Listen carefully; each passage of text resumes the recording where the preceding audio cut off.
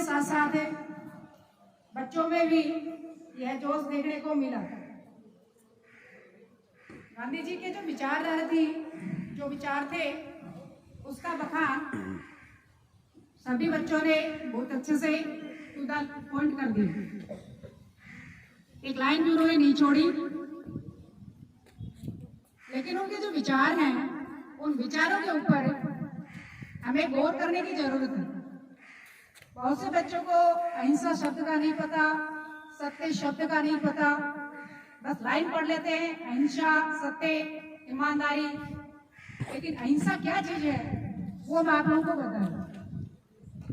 अहिंसा होती है अपने अधिकारों की लड़ाई हमें लड़नी है, लेकिन इसके लिए हमें किसी प्रकार का किसी के साथ कोई झगड़ा नहीं करना होता है, कोई द्वेषता नहीं पालनी होती है। ज्ञान के आधार पर हम अपने अधिकारों की लड़ाई लड़े, वो अहिंसा है।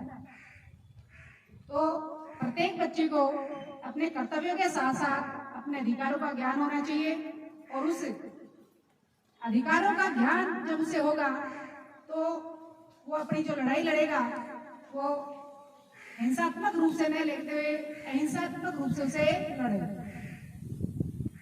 गांधी जी का जो सपना था कि मेरा देश अहिंसक हो, या किसी प्रकार की चोरी है, डकैती है, लूटपाट है, कुछ नहीं होना चाहिए। मेरा देश एक साक्षर भारत होना चाहिए, निरक्षरता यहाँ से बिल्कुल गायब होनी चाहिए। इसके लिए गांधी जी ने समय समय पर बहुत सारे शिक्षण संस्थानों के लिए अपना योगदान दिया, बहुत योगदान दिया था उन्होंने। स्पेशली जो स्त्री शिक्षा थी उसको बढ़ाने का जो श्रेय है वो गांधी जी को ही जाता है। इससे पहले स्त्री शिक्षा की तरफ ज्यादा महत्व नहीं थी, ज्यादा ध्यान नहीं दिया जा रहा था।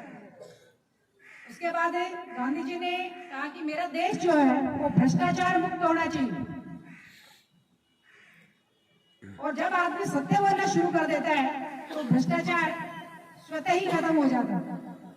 तो सबसे पहला प्रयास प्रत्येक जन को यही करना हुआ है कि हमें सत्य बोलना, झूठ कभी बोला नहीं है। सत्य बोलेंगे तो भ्रष्टाचार स्वतः खत्म हो जाएगा, और सत्य बोलेंगे भ्रष्टाचार खत्म होगा, उससे हमारा देश